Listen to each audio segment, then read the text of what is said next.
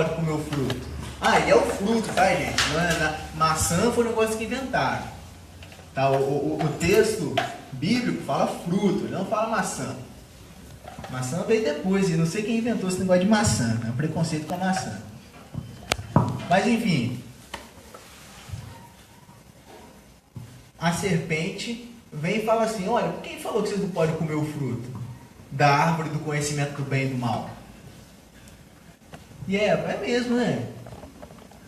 E a serpente: se vocês comerem, vocês vão ser tão poderosos quanto Deus. E o que o homem vem fazendo na história? O que o homem vem fazendo na história? É justamente isso. Competir com Deus. Quer provar que Deus na verdade não existe. Quer provar que Ele pode mais que Deus, que Ele pode assumir o controle das coisas e que não precisa de Deus. O orgulho do homem está dominando ele.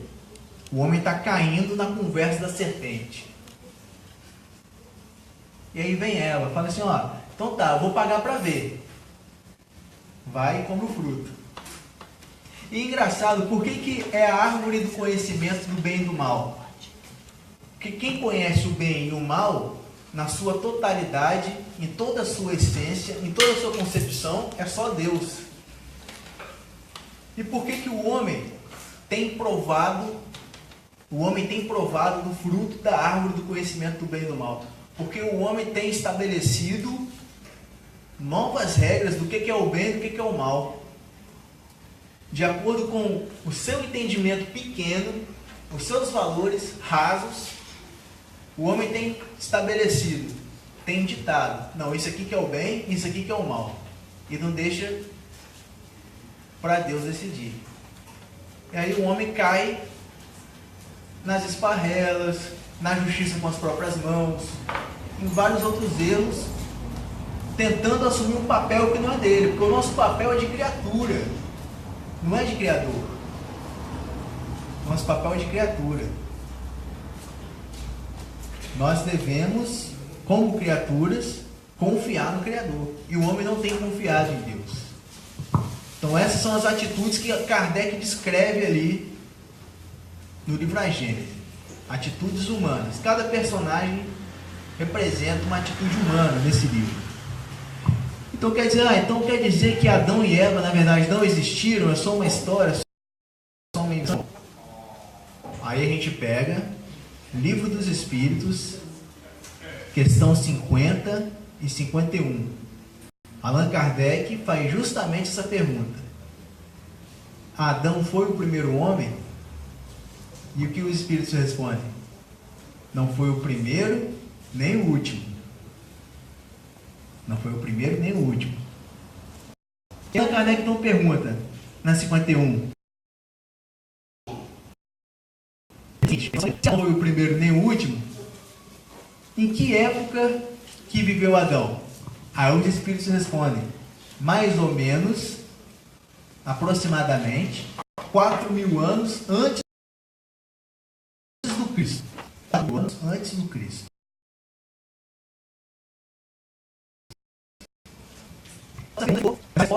Carente de mais estudos, e que não era aquele momento ainda. Mas os adeptos do Espiritismo, os espíritas, ainda seriam agraciados com mais informações sobre esse tema, sobre esse paraíso,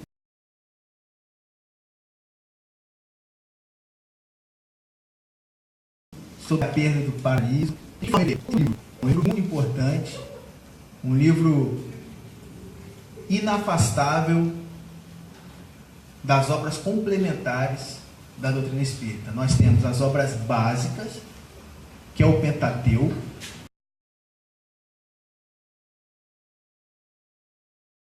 os 5 livros, e a gente pega as 12 revistas espíritas, o livro Viagem Espírita, obras das forças, tudo obra de Kardec. Depois dessas obras de Kardec,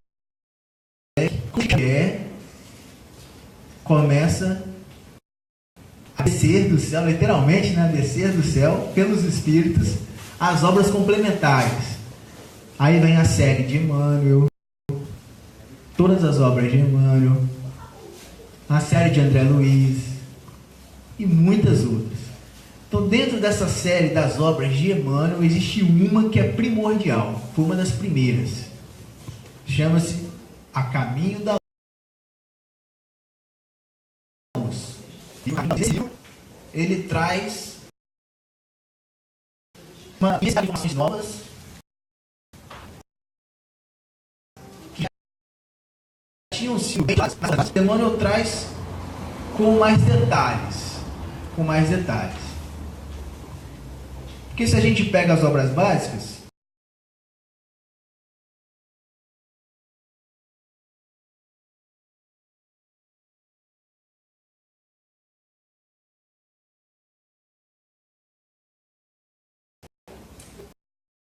vem lá, que a doutrina espírita, primeira coisa básica da doutrina espírita, imortalidade da alma. Os espíritos são imortais. A vida após a morte. O corpo morre, o espírito vive. Primeira coisa, imortalidade da alma. Segunda coisa, reencarnação. Segundo princípio básico, reencarnação. Os espíritos buscam aperfeiçoar-se, buscam a perfeição, buscam refletir a grandeza divina, só que não dá tempo de fazer isso em uma vida só. Não dá tempo. Não dá tempo de você aprender tudo que você tem que aprender em o quê? Para a região do Brasil, 55 anos, que é a média de idade de quem está lá, é carvoeiro do sertão nordestino, corta árvore lá no Amazonas, tem uma qualidade de vida menor. Então, para essas pessoas, chegar aos 55 anos é uma vitória. Para a gente que mora perto da praia, é mais fácil. Então, não dá tempo de que tem que aprender. Todas as lições evangélicas, todas as lições do Cristo, não dá tempo de aprender em uma vida só. Então, o que a misericórdia divina faz? Te dá a oportunidade de voltar e construir o que você ainda precisava construir. Te dá a oportunidade de voltar e corrigir o que você errou. Acertar aonde você cometeu erros. Isso é justiça divina, é misericórdia. Então, segundo princípio, reencarnação. Terceiro, e aqui é o nosso principal princípio de hoje. Principal. Deus é Deus do universo. Não é só a Terra que existe. Isso a ciência já nos mostra. Existe o planeta Terra e existe infinitos planetas. Infinitos planetas. E espíritos em evolução, que somos nós, que são milhões, esses espíritos, eles encarnam em diferentes planetas. Então aqui o terceiro princípio, pluralidade nos mundos habitados, isto é, os outros mundos, os outros planetas também são habitados por espíritos em diferentes graus de evolução. Diferentes graus de evolução. Então a Terra é um planeta que está num grau de evolução. Só que aqui no planeta Terra ainda tem muita maldade. Ainda tem guerras, ainda tem crimes, ainda tem ódio, tem revide, ainda tem uma série de coisas, tem doenças. É um planeta ainda que precisa melhorar muitas coisas. Tem outros planetas que ainda estão na idade da pedra. Por mais que a Terra tenha muita maldade, aqui a gente tem iPhone, tem iPad, tem a câmera ali, o celular, o smartphone. A gente tem uma tecnologia e outros recursos naturais e recursos que o homem modificou para atender às necessidades e aos nossas demandas, que nos traz um certo conforto. Mas tem outros planetas que ainda não têm, ainda estão na idade da pedra, ainda estão lá lascando a pedra, inventando fogo, coisa que o nosso planeta já passou. E tem outros planetas que já estão mais evoluídos, mais pacificados, já não tem mais guerra, já não tem mais ninguém em cadeira de roda. Há planetas que não tem mais ninguém com câncer, que não tem mais ninguém passando dificuldade, mendigando na rua. Tem mais isso. Não existe. Já superou essas dificuldades.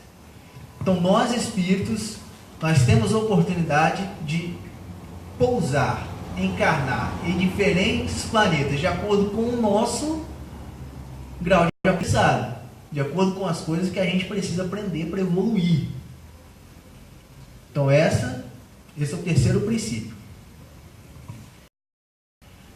Tinha há muito tempo atrás, numa terra distante, longe da civilização, desculpa, é mais forte que eu, é Legião Urbana. Tinha muito tempo atrás um planeta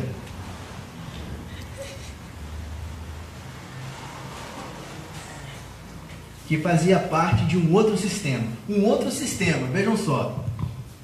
Temos a Terra, o nosso planeta pertence ao sistema solar.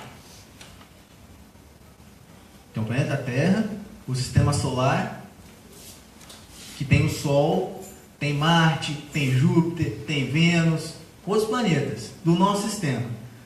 Só que não tem só o sistema solar na nossa galáxia. Existem outros sistemas. Outros sistemas. E aí a Terra, dentro do nosso sistema, ela faz um movimento em volta do Sol, de translação. O Sol, que é o centro do nosso sistema, faz um movimento de translação em volta de uma estrela maior. E aí todos os planetas vão fazendo esse movimento também, junto com o Sol, vão acompanhando. Essa estrela maior faz um movimento em volta de uma nebulosa maior, e assim vai. Então, outros sistemas interagem com a gente, com o nosso sistema solar. Tem um planeta que fazia parte de outro sistema, o sistema de Capela. Então, tem o sistema solar e tem um sistema de Capela. Nesse livro, A Caminho da Luz, Emmanuel vai informar que esse sistema de Capela, ele fica numa distância de 42 anos-luz. 42 anos-luz. Ou seja, é tão longe que se você viajar na mesma velocidade da luz, que são 300 km por segundo, não é isso? 300 mil km por segundo. Se você viajar na velocidade da luz por 42 anos, você chega lá. De tão longe que é. E esse planeta estava passando por um período em que ele estava ficando melhor. Ele estava se pacificando. A humanidade daquele planeta, os espíritos que habitavam aquele planeta, estavam chegando a soluções dos conflitos, estavam conquistando virtudes do coração, estavam confraternizando entre si, estavam construindo um mundo de paz. Então você imagina um mundo onde há vários espíritos iguais, ou melhor, a gente como Chico Xavier, Maria Teresa, Divaldo Franco. Imagina um planeta que só tem espírito desse. É o que estava se tornando. É o que estava se tornando.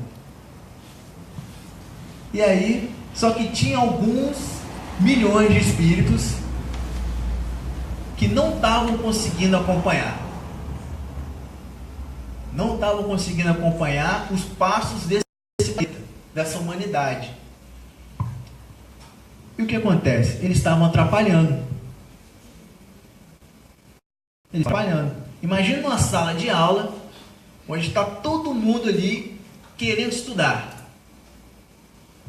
prestar atenção, aprender as matérias para passar no vestibular, para passar de ano. Está todo mundo bem para frente, mas tem a turma do fundão que só fica atrapalhando, jogando aviãozinho de papel. Então tinha uma galera lá desse planeta de Capela que era a turma do fundão. Então Deus se reúne com espíritos evoluidíssimos que comandam a evolução no nosso sistema solar.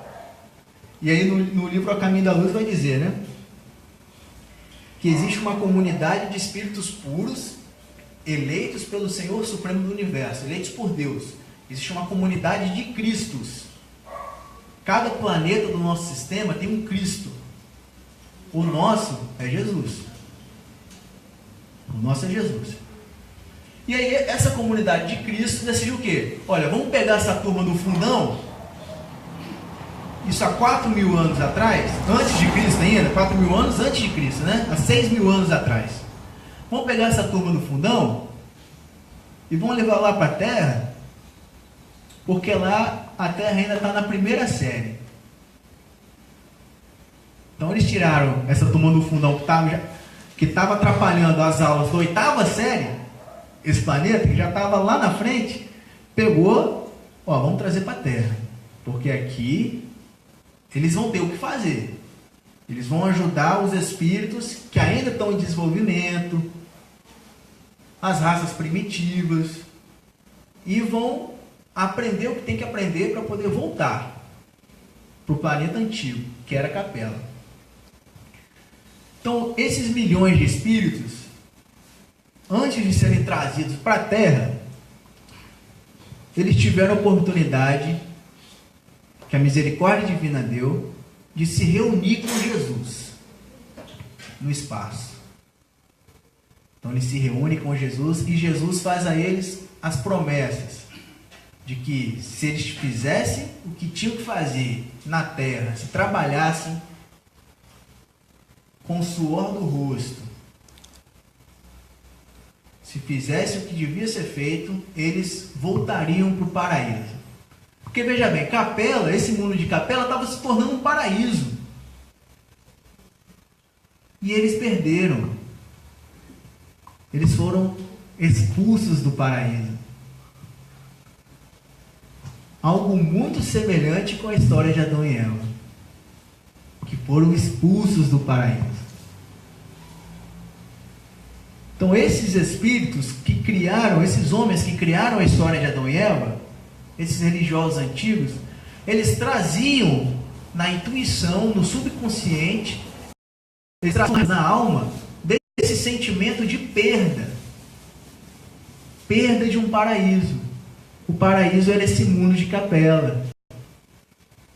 Então eles vêm, criam essa história para expressar esse sentimento de que havia o jardim de delícias, que era esse planeta de Capela, e por descumprirem com os desígnios de Deus, por desobedecerem a Deus, eles foram expulsos. E aí Deus fala, né? Lá nos escritos sagrados da Bíblia, ele fala: comerás com o suor do teu rosto e trabalharás na terra. Nossa terra, nosso planeta. Nosso planeta. Então esses espíritos vêm e vão trabalhar na terra, ajudando as raças primitivas. E aí eu gosto sempre de abrir um parênteses aqui.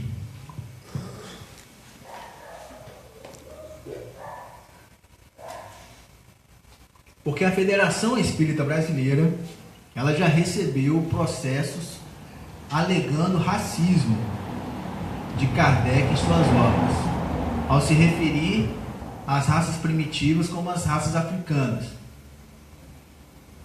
A sorte é que Emmanuel explica tudinho o que é isso. É primitivo no sentido de que estão no tempo certo da evolução. E a raça africana é a raça original aqui da Terra. Original. A África, os africanos e os chineses. São as duas raças originais da Terra. Legítimos proprietários da Terra. As outras raças, que nós vamos ver quais são, elas vieram de Capela. Vieram de Capela. Então, raças primitivas não é no sentido de inferior. É no sentido de raças em desenvolvimento, que estão no tempo certo de evolução. Aliás, os atrasados são os que vieram de Capela, né?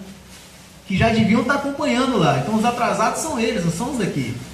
Os daqui estão no tempo certo.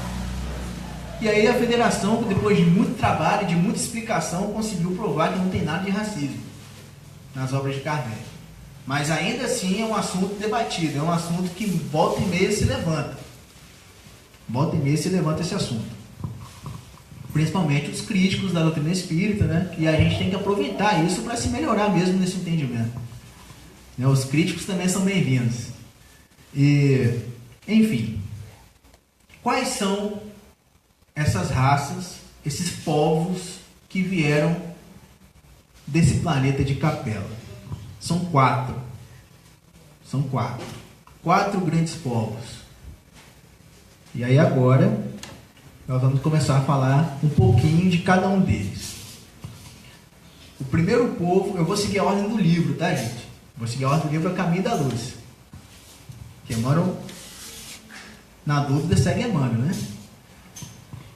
Emmanuel pontua. Primeira raça, os egípcios.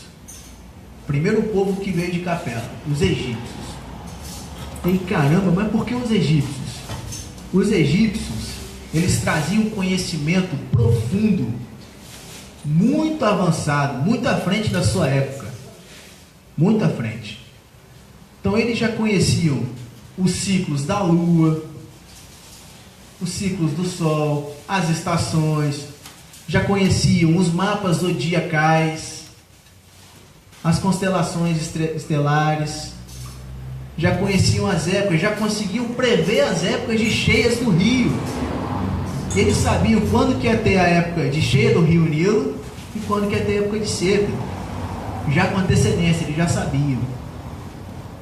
Então, tinha conhecimento da vida após a morte. E o povo encarou a morte com tanta naturalidade quanto o povo egípcio, por isso a mumificação, que eles tinham certeza da vida após a morte. Então, o ato de conservar o corpo, pelo de que eles encaravam como grandeza, para conservar o espírito da pessoa também. Então eles tinham certeza da imortalidade da alma e eles tinham um grande conhecimento físico, geométrico, muito à frente do seu tempo. E a maior prova desse conhecimento que eles tinham, que era literalmente o conhecimento de outro mundo, né? Literalmente, né? Foram as 3 pirâmides, Kelps, Kefren e Miquerinos. Eu ia fazer uma brincadeira aqui e falar Kelps Keren. Mas é melhor não. Tá gravado, vou mostrar pra ela. Beijo, Keren. Essas 3 pirâmides, gente, só pra gente ter uma ideia aqui, cada peça, cada pedra da pirâmide pesa mais ou menos 1 tonelada. Cada uma das pedras da pirâmide. Então você imagina conseguir equilibrar todas aquelas, cada uma pesando 1 tonelada, em forma de pirâmide. É um negócio tão louco que a humanidade hoje, com toda a tecnologia que tem, ela não consegue reproduzir. Não consegue. Até hoje não conseguiu. Pode ser que consiga. Mas há 4.000 anos atrás, os egípcios já faziam. E a gente hoje não consegue repetir o que eles fizeram. Então eles eram muito inteligentes. Eles tinham um conhecimento muito avançado. Aí fica a pergunta. Um povo tão inteligente, com uma gama tão grande de conhecimento, um povo que já tinha certeza da vida após a morte, Um povo que era apaixonado pelo céu, pelas estrelas. Tinha o conhecimento dos ciclos. Por o que fez esse povo ser exilado de Capela? Você era um povo tão à frente do seu tempo. E aí Emmanuel tira essa dúvida. Ele fala assim, ó, faltou ao povo egípcio a educação do sentimento. Faltou a educação do sentimento. Porque Deus não pede que a gente construa pirâmides de milhares de toneladas. Ele só pede que a gente purifique o coração. Então faltou isso ao povo egípcio. E é por isso que nos primeiros séculos deles aqui, eles preferiram escravizar, como fizeram com o povo hebreu. Mas depois conseguiram se corrigir. E Emmanuel vai dizer que a grande maioria, quase todos, dos egípcios que vieram naquela época, já regressaram para a capela. Já conseguiram voltar. Porque cumpriram com o que tinha que fazer. Só que ainda há muitos espíritos que de boa vontade, de bom grado, aceitaram continuar na Terra, encarnando aqui, para cooperar com Jesus na evolução da humanidade. Então ainda nós veremos o Egito tendo um papel importante no momento da transição. Claro que eles não estão reencarnando só lá. Esses espíritos já reencarnaram em outros povos. Dando grandes contribuições. E a gente passa para o segundo povo desses 4 que vieram de Capela. Qual o segundo? Temos os egípcios, primeiro, e o segundo, Vasco. Não, brincadeira. Porque Vasco sempre fica em segundo. Então, o segundo... Você tá na casa de Vascaíno, só pra lembrar. Não, eu sei. Segundo, os indianos, galera. Não, mas porque eu quero pegar uma tesoura. Eu acho não. Segundo povo, os indianos. As organizações hindus. Emmanuel vai se referir a eles como as organizações hindus. Porque os hindus, eles também tinham um grande conhecimento espiritual. Mas muito grande. Nenhum povo da Terra é tão íntimo da espiritualidade quanto os indianos, quanto os hindus. Isso desde milênios. Então, os hindus eles já trazem grandes conhecimentos dos corpos espirituais, que a gente se refere hoje como perispírito. Eles já sabiam há milênios. Das técnicas de meditação, de respiração, de reconexão com o alto.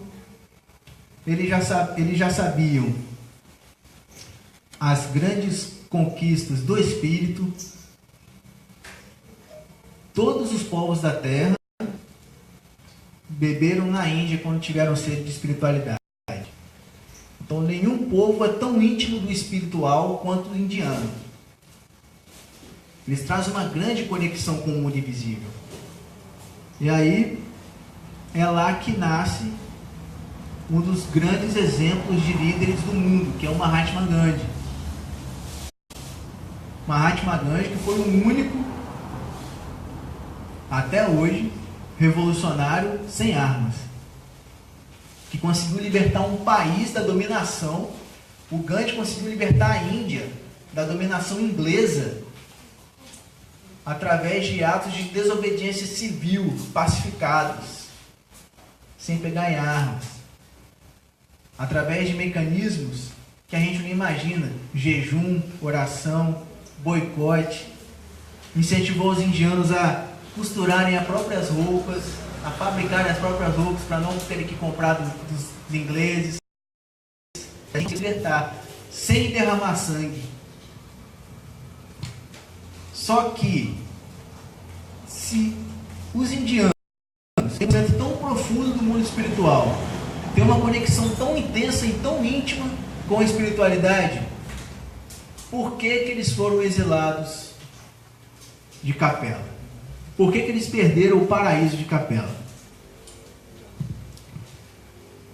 Por quê? Porque é nessa mesma Índia que a gente vai ver um fenômeno social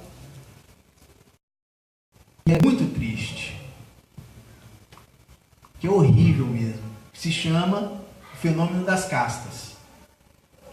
A divisão em castas indianas. Divisão entre árias e párias. Onde um não fala com o outro, simplesmente. Não pode ter contato. Nem ser humano, nem animal. Então, se eu sou de uma casta, tenho um animal de estimação, meu cachorrinho lá, Scarpinha, ele não pode brincar com outro cachorro que é de outra casta. Não pode. Então, é brutal a situação. E vigora até hoje. Até hoje tem o sistema de castas. Em muitos lugares da Índia. Então, foi por isso, por essa divisão, por esse exclusivismo, por esse separatismo, que eles foram exilados de Capela. Porque eles estavam fazendo isso lá. Então você imagina, um mundo onde não tinha mais lugar para isso, não tinha mais lugar para divisão boba de religião, de descendência sanguínea, não tinha mais lugar para isso. Então eles foram trazidos para cá, para ver se aprendiam. E estão na batalha até hoje, né? Estão na batalha até hoje. Desse povo da Índia, também nasce, né, veio junto com esse povo da Índia, o nosso terceiro povo, o nosso terceiro grupamento espiritual de Capela. Lembra que as castas são divididas entre árias e párias? Então, os árias, muitos deles deram origem a um outro povo, os arianos. Os arianos. E diferente dos outros, os arianos saíram da Índia. Saíram. Enquanto os indianos, e esse era um outro defeito dos indianos, se fechavam nas suas tradições religiosas, nos seus conhecimentos espirituais, e só conservavam para si, os arianos, muitos deles se espalharam. Saíram da Índia, foram para a Europa, subiram para a Europa, outros foram parar até na Oceania. Porque eles foram desbravadores. Foram desbravadores. E Emmanuel vai dizer, qual é a principal característica desse povo? Perante a justiça divina. Era um povo revoltado com a situação do degredo, de terem perdido o paraíso de Capela. Então, qual era a atitude mental deles? Já que eu perdi o paraíso, eu vou construir outro aqui na terra.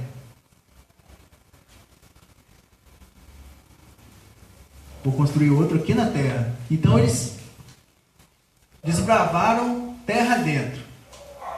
E aí foram estabelecendo os seus próprios lares. Chegaram até a Grécia. E lá começou o berço da civilização. Então, esse terceiro povo, os arianos, eles são os responsáveis pelo sistema ocidental de vida que nós temos hoje. As balizas da nossa civilização foram sedimentadas pelos arianos. Então, esse senso de posse, de domínio, de propriedade imobiliária, esse senso de competição, de disputa, de empreendedorismo, de trabalho, de força, tudo isso tem origem nos arianos. Foram eles que trouxeram. Só que Jesus soube reconhecer esse esforço deles, porque era um esforço imenso. Você desbravar pelo desconhecido, um mundo desconhecido, e você cai mata dentro e vai na coragem. Então, os arianos receberam um grande investimento espiritual. E para lá foram direcionados os grandes pensadores, os grandes filósofos. A gente fala da Grécia, não tem como não falar de Sócrates, Platão, entre outros pensadores. Os grandes cientistas, os grandes empreendedores, os grandes navegadores mais tarde, né? Os cruzmaltinos, né? E aí, esses navegadores que depois vão ser responsáveis por descobrir o novo continente. Então, todos eles têm origem na raça ariana, nos arianos. Mas também os arianos, ao mesmo tempo que foram responsáveis por esse grande progresso da civilização, eles também deixaram marcas de guerra. Então as páginas mais tristes da história da humanidade foram protagonizadas também pelos arianos.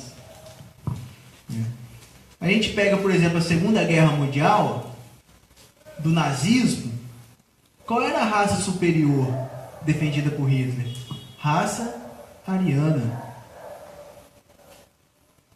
Raça ariana. Então a gente tem a escravidão, a Inquisição, páginas tristes da história da humanidade que, ao mesmo tempo que esse povo foi responsável por fazer progredir a civilização, também foi responsável por essas partes tristes da nossa história. Mas, mesmo assim, a gente deve muito ao povo ariano, que estabeleceu aqui na nossa terra a civilização que nós temos hoje. Cabe a nós melhorar as bases dessa civilização. Já deu meia hora não, né? Falta quanto tempo, só para eu saber? 12 minutos. 12 minutos? Então dá tempo. Porque agora a gente vai para o último povo. Nós vamos até terminar um pouquinho antes. Porque tem um pela égua ali, né? Eu sabia. Olha lá. Então tudo bem. O último povo. Quem imagina qual é o último povo? Nós falamos dos egípcios, dos indianos, dos arianos.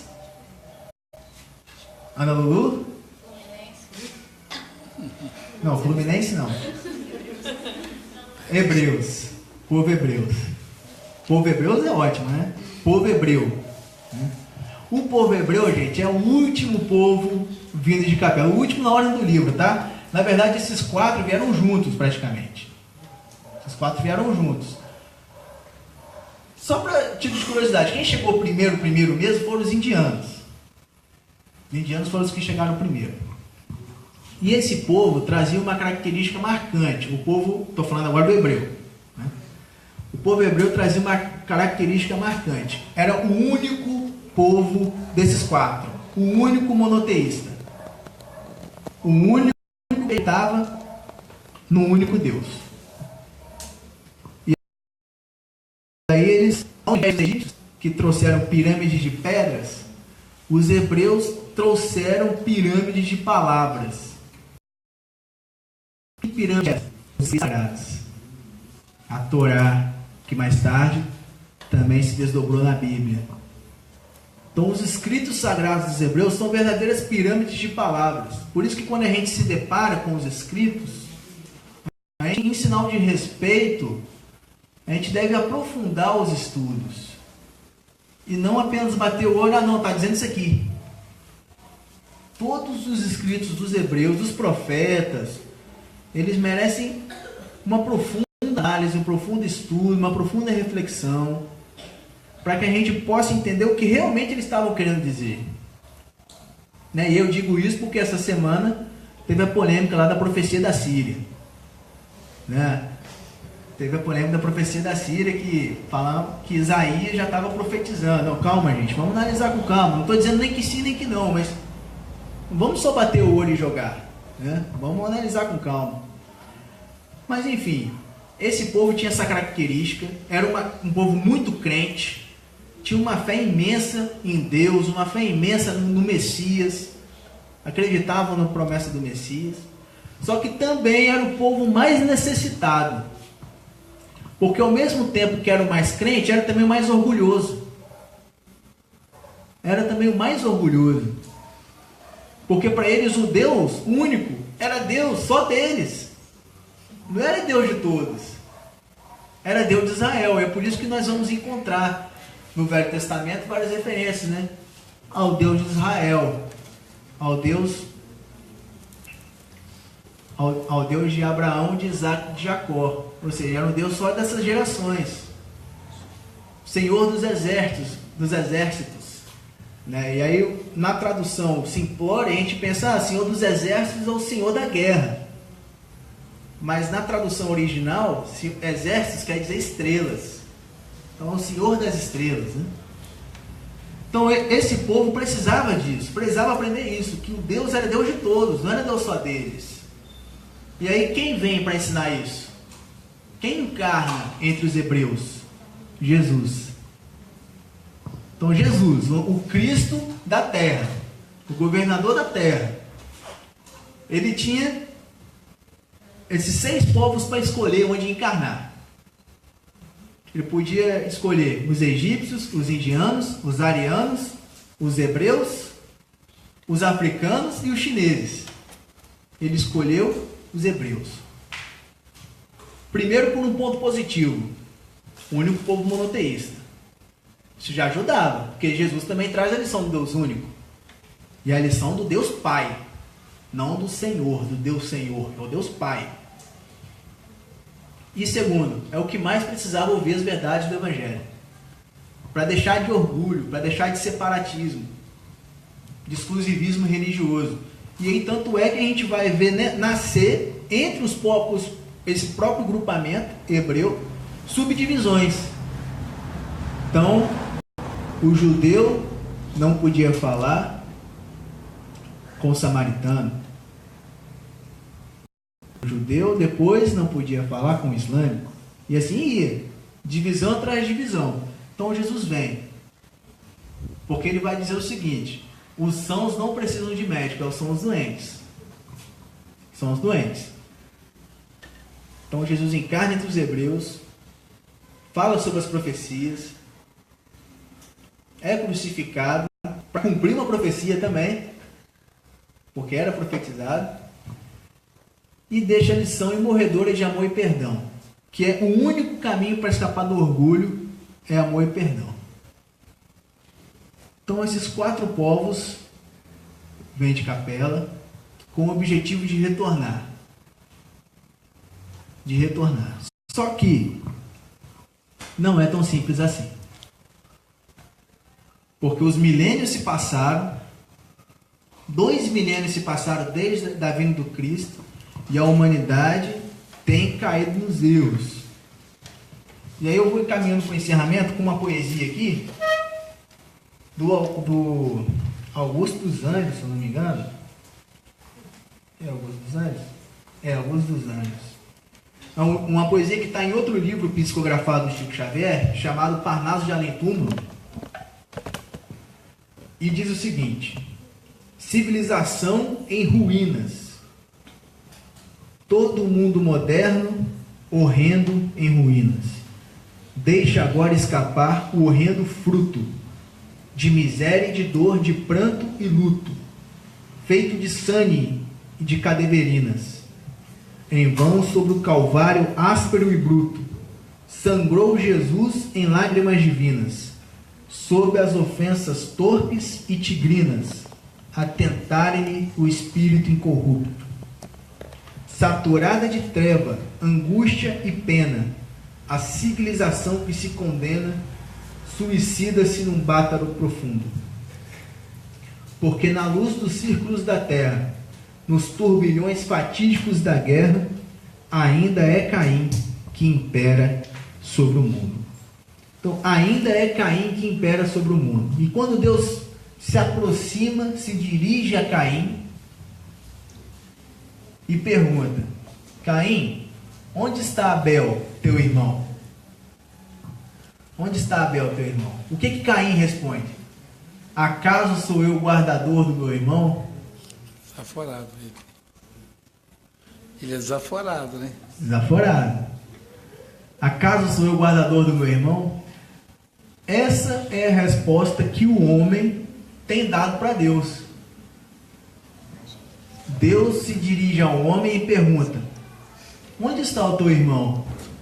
E a gente tem respondido: acaso sou eu o guardador do meu irmão? Eu tenho minhas coisas para fazer. Eu tenho meus problemas para resolver. Caindo sempre no egoísmo, sempre no orgulho. E aí, aproximando-se esse tempo de transição, só tem um jeito de permanecermos na terra ou de voltarmos para a capela. Porque, gente, os capelinos somos nós. Eu sempre deixo contar isso no final. ficar pedindo somos nós.